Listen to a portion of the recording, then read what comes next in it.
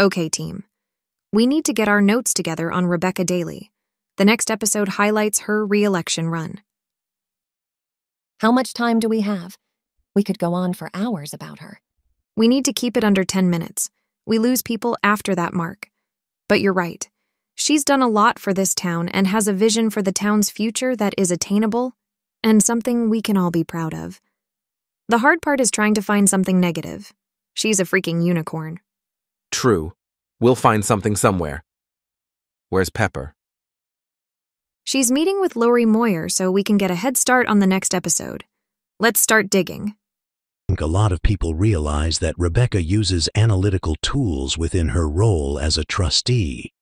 She uses them in her job, so it's second nature to her. But because of that, she's not just reacting to what one person emailed her. She's using reliable methods like statistically valid and accurate surveys and studies, in addition to seeking information from experts to help build her view on an issue as a whole, not just based on the voice of one person that's complaining and needs to vent. That's huge. Some trustees have tried to make changes for the town based on the email of two people, rather than looking at all sides of an issue with actual data and the long-term impact that a decision has for Wellington. That's the difference between voting for the benefit of the town versus voting for your own interest, and maybe looking good to the person that complained to you. Rebekka isn't doing this for brownie points. You got that right. She takes a lot of shit from some people here because she won't kowtow to special interests. The gal has integrity. All valid points, but we still need something negative on her. Keep looking. She's been super vocal about bringing business to Wellington, and because she's analytical, she knows why. Numbers don't lie. The economic leakage that's happening in Wellington has lost us millions in future revenue, and a small town like us can't afford that. We can't rely on sales tax from Amazon to keep us going. Jeff Bezos doesn't need any more money, but our local business owners do. It's time to get aggressive when it comes to bringing businesses to Wellington, and I know she's laser-focused on that as it's part of the town's comprehensive plan. I love it when she pulls out that comprehensive plan when discussing something that they're voting on. She reminds everyone of the path that they agreed to for the town. She's not voting willy-nilly. She looks at the plan first and sees how it fits into it. Again, very true. But there has to be something to balance out the reporting. How about something about her being at all the activities? She goes to the comedy nights and fundraisers and other events. You see her everywhere. How is that negative? Because she's really social. You've lost me. She spends her time in Wellington. She supports local businesses and volunteers and participates in local events and also promotes those activities on her personal social media pages. She is spending money here, which benefits our town. Again, how is that negative? Yeah, you're right. I was hoping I could turn it into something. Good try, but keep looking. Oh. How about this? She doesn't engage with people on the Let's Bitch Wellington page. Yes, but instead she offers to meet with them in person and discuss their concerns. I'm guessing that doesn't go over well for the keyboard warriors. Nope. I've got it. She's pushing for a rec center. She even created an event around it. That might work. Let me pull up the details on it. Here it is. Design your rec center on Wednesday, February 28th at 6 o'clock at Sparge. Let's see. Interactive. Community involvement. Wish list items. No, here it is. She's actually including information on various ways to fund it, talking about how it can be planned in phases to allow for growth, thereby spreading the cost out. Talking about planning now for building later and not spending money we don't have. That's sound planning there. But she is the only member of the board that was on the planning commission, so she would understand how that works. True. It's not good that most of the trustees have absolutely no foundational knowledge of planning. Which is why the town staff had to spend about 100 hours combined to get a certain trustee up to speed on the basics. And even now that person continually gets things wrong. At least we have one trustee with planning experience, and fortunately, a few of the other trustees look to her for her knowledge in that area. That's the thing. She actually gets how things are done. And it's not just about the rules. It's about applying the rules in a way that benefits both the town and the residents. It's not about being punitive with her. It's not about wielding power. It's about getting things done and getting it done correctly so it doesn't have to be revisited in the future. And think about what that rec center would mean for Wellington. It's a gathering place for the entire community. Basketball and volleyball leagues for all ages. A pool where kids and adults can spend time with friends. An affordable place to hold classes and host birthday parties for the kids. Survey after survey, our residents keep saying it's a priority, but nobody has even put anything forward to study or plan it, other than Rebekka. Over half of the households in Wellington have kids. Rain or shine, rec centers provide a place to be active and engaged. And it's not just good for physical health. Studies have shown that being physically active benefits mental health as well. And that's for both kids and adults. That's part of what makes her so good at being a trustee. Rec centers also bring in revenue.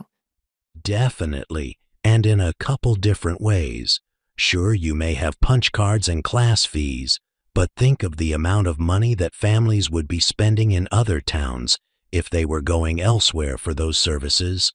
And think of the time and money that having a rec center would save our residents, especially if it had after-school services.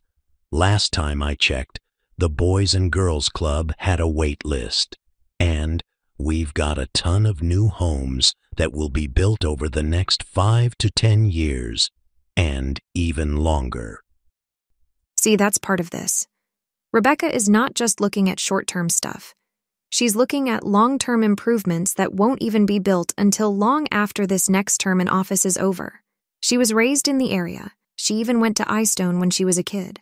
Wellington is more than a place for her to sleep at night. She coaches rec sports and plays a bunch as well. She's lived in Wellington proper for over 10 years and is raising her 2 daughters here. Damn, she even was named one of Northern Colorado's 40 under 40. And wasn't she also named Wellington Main Street Volunteer of the Year because of Wellorama? That's right. I forgot about that. But I still go back to her business experience. Did you know she was a project manager? That's part of what makes her so good at being a trustee. She knows how to break down the big stuff and schedule it for success. Anyone that's gone through a big implementation can tell you how important it is to have a good project manager to keep the ship on course. Without one, you're going to end up spending twice as long to get to the same destination. And Wellington doesn't need to waste any time. We've finally got the water stuff situated, and it's time to make things happen. We did what we had to do as a town to make sure we had enough water for the residents and businesses while dealing with the water and wastewater expansion projects getting on board. But now we've got that settled. That's another thing. Rebekka was able to give it to us straight when it came to the water rates. She didn't play political games by voting down an increase because she knows that the numbers are the numbers. And we knew from the beginning that there were going to be increases.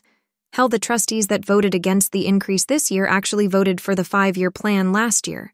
So they either didn't know what they were voting for last year, which in itself is a big red flag, or they did know what they voted for last year and just voted the other way this year to try to win some brownie points with residents.